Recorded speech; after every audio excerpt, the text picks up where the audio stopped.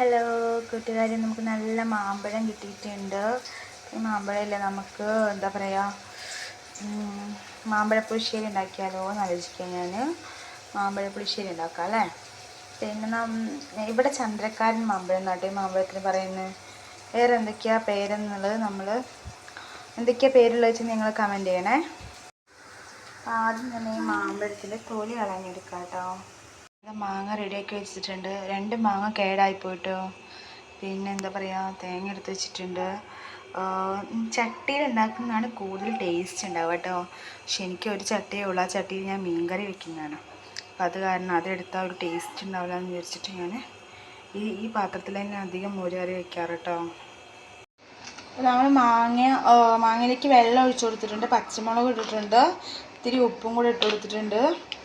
ഞാൻ ആദ്യം ഇത്തിരി ഇട്ട് കൊടുത്തിട്ടുണ്ട്. പിന്നെ നമ്മൾ മഞ്ഞൾപ്പൊടിയും കൂടെ ഇട്ടിട്ട് വേവിച്ചെടുക്കാം കേട്ടോ. ഇത്തിരി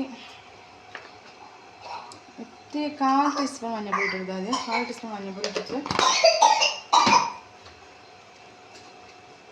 നമുക്ക് വേവിച്ചെടുക്കാം കേട്ടോ.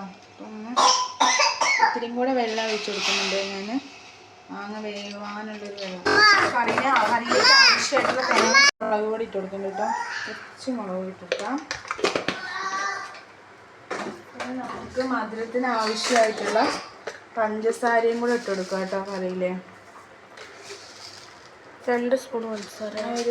ഇവിടെ മധുരം അധികം വേണം, അത്യാവശ്യം വേണം കഴിക്കാം. ഞാനിട്ട് 3 സ്പൂൺ പഞ്ചസാര കൊടുത്തിട്ടുണ്ട് കേട്ടോ.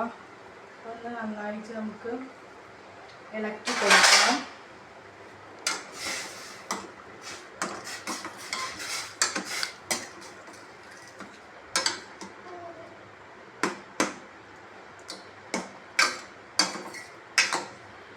ഈ സമയത്ത് തന്നെ ഗ്യാസിന് കുറച്ച് വെച്ച് കൊടുക്കാം. എന്നിട്ട് നമുക്ക് തേങ്ങയുടെ അരപ്പ് റെഡിയാക്കിയിട്ടുണ്ട്. ഇതിലേക്ക് കുറച്ച് തേങ്ങ, ചെറിയ ഉള്ളി കേട്ടോ, അതായത് കൊച്ചുള്ളി, കുറച്ച് നല്ല ജീരകം, തേങ്ങ അരച്ച് കഴിഞ്ഞിട്ട് തേങ്ങ ചേർത്ത് കൊടുക്കാം കേട്ടോ.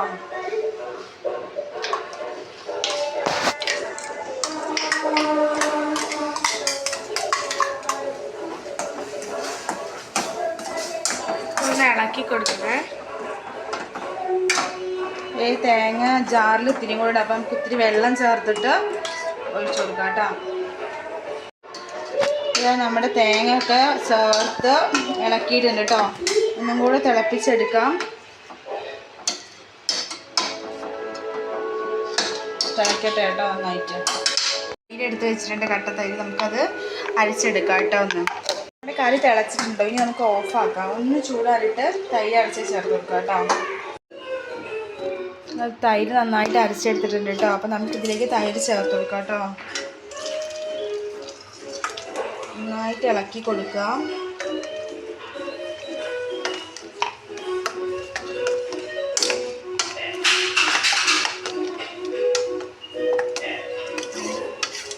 നന്നായിട്ട് ഇളക്കി കൊടുക്കാം. നമുക്കിനി കടുകൊന്ന് വറുത്ത് ചേർക്കാം കേട്ടോ. വറുക്കാൻ വേണ്ടിയിട്ട് ഞാൻ ഒരു പാൻ അടുപ്പത്ത് വെച്ചിട്ടുണ്ട്. അപ്പം കുറച്ച് എണ്ണ ഒഴിച്ചു കൊടുക്കാം കേട്ടോ. വെളിച്ചെണ്ണയാണ്. ഈ വെളിച്ചെണ്ണ ഒഴിച്ചു കൊടുക്കും.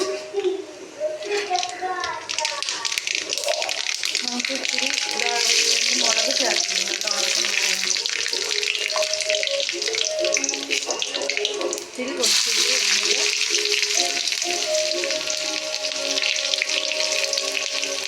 കറിവേപ്പില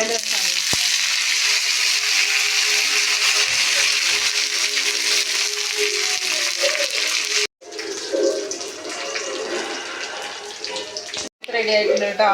ഗ്യാസ് ഓഫ് ചെയ്തു ഇട്ടെടുക്കാം കേട്ടോ.